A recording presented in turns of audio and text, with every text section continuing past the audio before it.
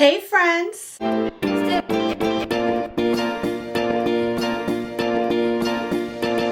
My name is Desiree, aka Mama Friendly, and I do all sorts of videos on my channel, recipes, hauls, vlogs, a little bit of everything. So if any of that sounds like fun to you, I hope you'll subscribe and join me on my YouTube adventure.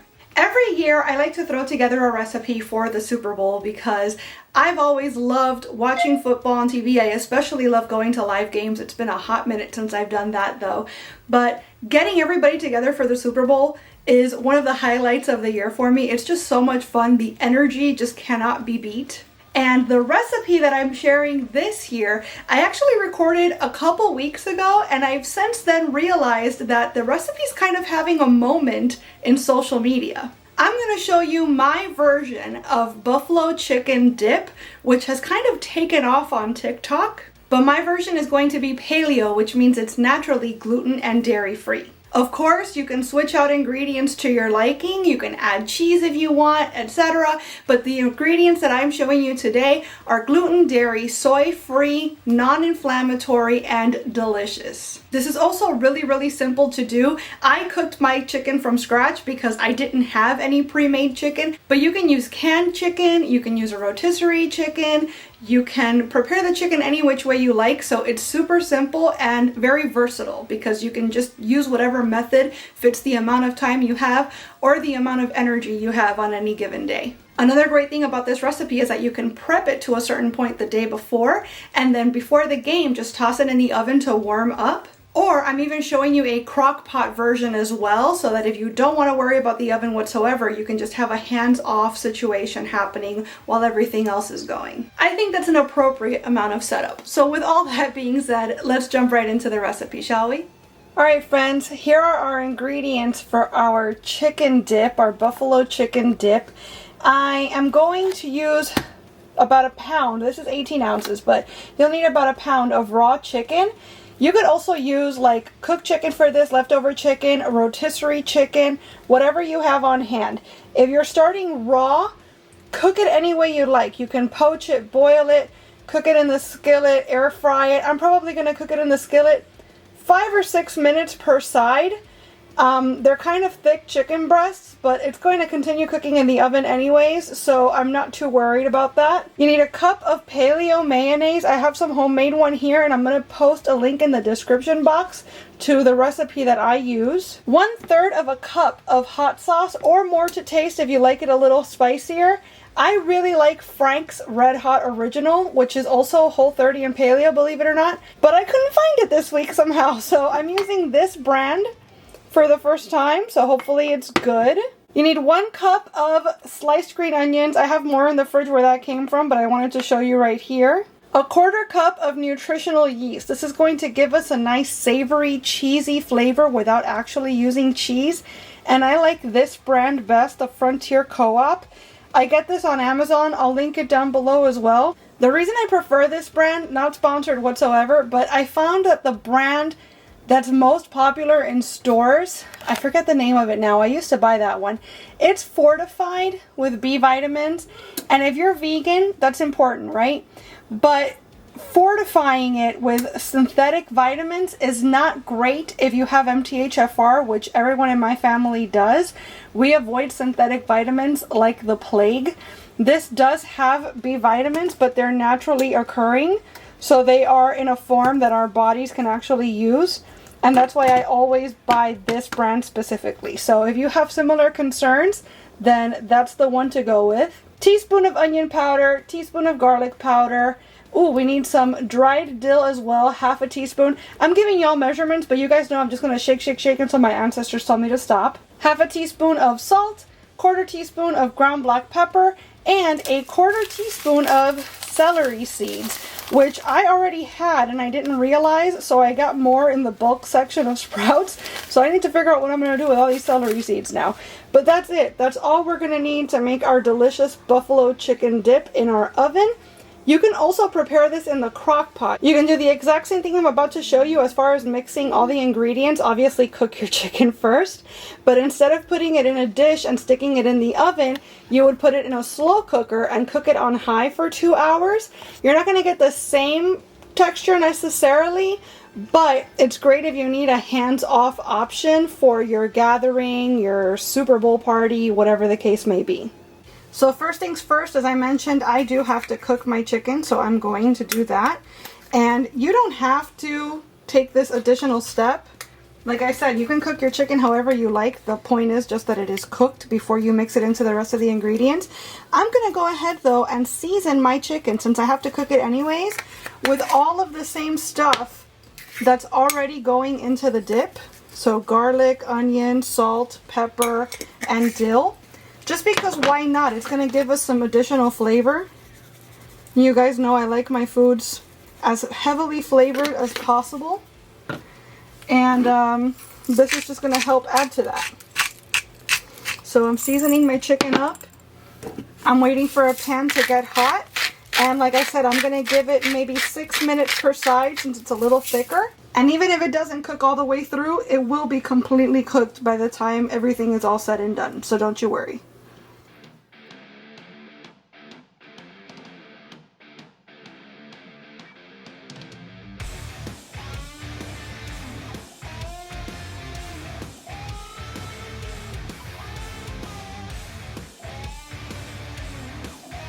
Got some chicken cooking ASMR going on in the background there, but I wanted to go ahead and get started with the other ingredients because once the chicken is ready, I want it to cool down just a tiny bit, just so that it's, you know, not going to burn my skin off when I try to break it up.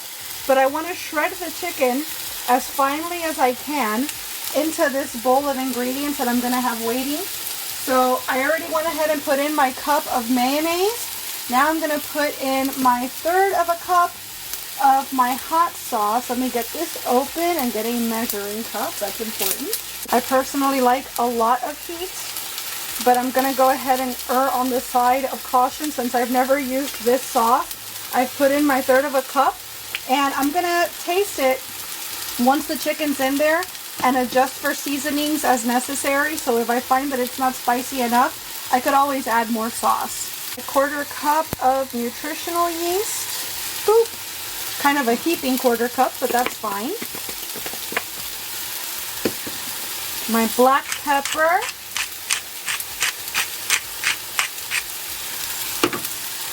My salt.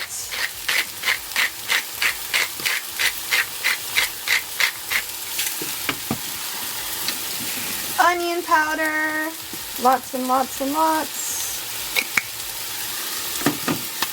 My dill. Now, I don't know about you, but I am an absolute dill fiend. I use it every chance I get in everything. It is by far my favorite herb, spice, flavoring, what have you. Just adding my garlic. And I think that's it, right? For now. Oh, no, I almost forgot my celery seeds.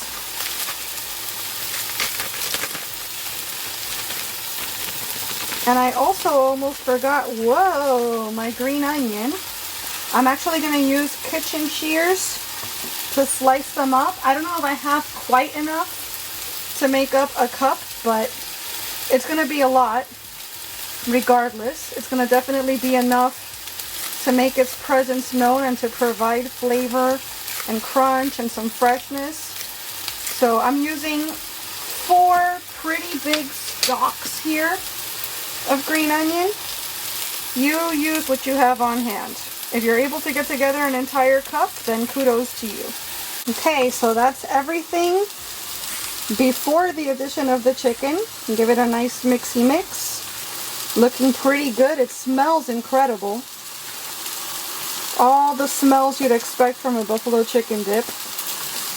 My chicken is ready, and I probably should wait a little bit, but I'm impatient. I just want to go ahead and tear it up right now. Start it up good.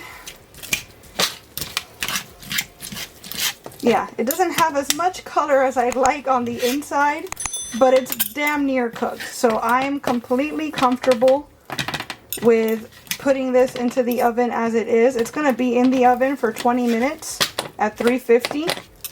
So it will be completely cooked through by the time we're ready to eat it. And you don't have to do it this way. Like I said, you could be using a leftover rotisserie chicken, a leftover piece of chicken from another dinner, another meal perhaps. You don't even have to use breast if you don't want to. You can use chicken thigh for this as well. So I'm giving you a blueprint, if you will, but feel free to adjust any and all parts of this for your liking, for your family's tastes, etc. I could probably stand to shred that a little finer, but you know what? I don't mind the chunkiness, and I'm also feeling a little lazy. I suppose you could also, I've seen people take like hand mixers and use their hand mixers to break up their chicken as well. I'm not interested in dirtying one more thing, but again, if you prefer a finer mince to your chicken, by all means, do whatever you have to do to achieve that. You don't have to do it exactly the same way I am, right? So we're back to our bowl. We're gonna mix everything up. That's looking amazing. Very excited about this. Now I'm gonna get a small cooking dish. This is actually the smallest one I have on hand, is an 8x8, but it could probably stand to be smaller, honestly. If you are not paleo, Whole30, dairy-free, etc., you could even throw some cheese on top of this before it goes into the oven, and I'm sure that that would make it super duper extra scrumptious. But because we are a dairy-free household, I'm going to make this just as is. I'm going to spread it out a little bit so it's a little more even in here. Very nice. The spice level is really good. All of the herbs and stuff in there are really working. Ooh, the sauce actually has a nice little kick to it. I like that. So I'm not going to do any adjustments right now because it's actually perfect as is. And as I mentioned, this is going to go into the oven now, preheated at 350 degrees Fahrenheit for 20 minutes or until the edges are like lightly browned and bubbly. I'm going to serve this warm with some celery. You could also do carrots or cucumbers, whatever your favorite veggies are. And if you are not Whole30, I'm going to actually be using some gluten-free crackers that are paleo that are delicious. You can also do tortillas, make your own tortilla chips. The world is your oyster. But I am very much looking forward to 20 minutes from now when we could give this a try. Alright guys, there she is. She smells incredible. Let's be so for real. I was about to put this into like a cute little serving platter situation with the celery all around it and crackers and whatnot. But I want to taste this right now. This looks amazeballs. Pretty sure I'm about to burn the heck out of my tongue, but here we go. That is so good. Forgive me for talking with my mouth full just then, but wow. It's creamy, it's spicy. The chicken is really good. There's a cheesy flavor that's there even without any cheese. This is amazing. Even people that are not dairy-free are going to love this. I can practically guarantee it. And in case you're wondering, these are the crackers that I'm planning to serve this with. They have all sorts of flavors, but I figured just the regular salted kind would be best so that it doesn't clash with the flavors of the dip. So these are just cute little crunchy crackers. Let's get in here. Let's get a nice piece of chicken while we're at it. Come here, you. Okay, maybe do chop yours a little finer than I did, huh? It's so delicious. This is going to be a great addition to your Super Bowl party spread. And in fact, I can foresee me making this for girl dinner on a pretty regular basis because it came together really, really fast. And it is, I mean, you need to try this. It is just so good. Alright friends, there you have my buffalo chicken dip. Now I will admit, it probably would have been better if I had taken the time to shred the chicken up a little finer. But it was really, really good as is. And I'm sure that you will learn from my mistakes and do it however which way the texture suits you best. I had it the next day with some crackers. I had it with that celery. It was actually really good with the celery. And on the last night I ate this because I ended up having to eat the whole tray by myself, obviously, since it's not the Super Bowl yet. I wanted to switch things up a bit, so I actually made some pasta, some gluten-free spaghetti, and I put this on top, and it was so freaking good. I might actually make this recipe moving forward, like part of my rotation of dinners. I'll make smaller amounts, obviously I won't make a whole recipe, but this buffalo chicken dip mixed with pasta is out of this world, and I'm so glad that the inspiration struck me when it did. Is there a favorite or go-to game day dish that you always bring to the gathering? Let me know what it is in the comments. And as always, I want to thank you all so much for being here and watching this video. I really hope you enjoyed it, and if you did, I hope you'll please give it a big thumbs up. I'd also love it if you would subscribe and click that notification bell because I post at least 3 times a week and I wouldn't want you to miss a minute. Thanks so much again for watching. Bye!